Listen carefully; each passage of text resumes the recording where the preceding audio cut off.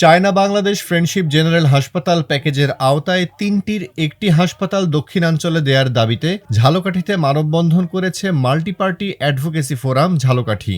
১৯ April শনিবার বিকেলে ঝালকাঠি প্রেসক্লাবের সামনে এই মানববন্ধন অনুষ্ঠিত হয়।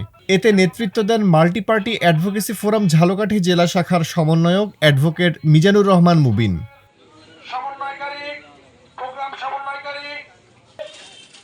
চীন ও বাংলাদেশের বন্ধুত্বের স্মারক হিসেবে বাংলাদেশে অত্যাধুনিক তিনটি চায়না বাংলাদেশ ফ্রেন্ডশিপ জেনারেল হাসপাতাল স্থাপনের উদ্যোগ গ্রহণ করেছে। উক্ত তিনটি হাসপাতালের মধ্যে একটি হাসপাতাল বাংলাদেশের দক্ষিণাঞ্চলে স্থাপন করার জোর দাবি জানানো হয় মানববন্ধনে। আমাদের দক্ষিণ অঞ্চলের এই বরিশাল অবহেলিত এলাকাটিকে অগ্রাধিকারের ভিত্তিতে এই হসপিটাল দেওয়ার ঘোষণা দিবেন এবং বেছে নেবেন। চীন বাংলাদেশ মৈত্রী হসপিটালগুলোর মধ্যে একটি যদি বরিশাল বিভাগে একটি প্রতিষ্ঠিত হয়, তাহলে আমাদের এই অঞ্চলের বরিশাল বিভাগের মানুষ তাদের দীর্ঘদিনের চিকিৎসা বঞ্চনা থেকে মুক্তি পাবে। চীন থেকে বাংলাদেশে তিনটি হাসপাতাল দিয়েছেন, সেই তিনটি হাসপাতালের আমরা দাবিদার। বরিশাল বিভাগের অসহায় মানুষ, আমাদের সুচিকিৎসার কোনো ব্যবস্থা নাই।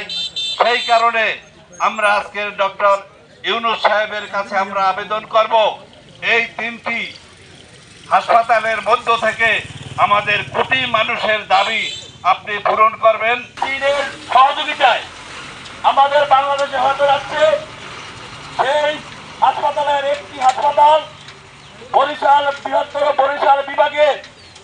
আমাদের দাবি, আমাদের প্রাণের দাবি, আমরা যাতে ঝালকাঠির যে কোনো জায়গায় আমাদের যে চিকিৎসা সেবা, সেই চিকিৎসা সেবা, উন্নত চিকিৎসা সেবা নিতে ঢাকায় যেতে আমাদের জন্য নানান রকম সমস্যায় পড়তে হয়। আমরা জোর দাবি জানাচ্ছি আমাদের এই তত্ত্বাবধায়ক সরকারের প্রধান উপদেষ্টার নিকট, যাতে আমাদের এই দক্ষিণাঞ্চলে বরিশাল বিভাগে এই চীন মৈত্রী হসপিটালটি যেন আমাদের দক্ষিণাঞ্চলে করা হয়। আমরা সবাই আজকে ঐক্যবদ্ধ, ঝালকাঠি জেলাবাসী ঐক্যবদ্ধ।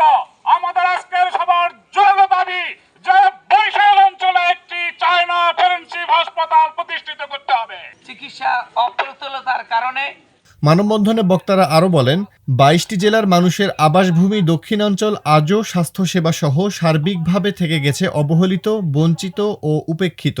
একটি আধুনিক ও সুসজ্জিত হাসপাতাল এখানে শুধু দরকারই না, এটি এখন সময়ের দাবি।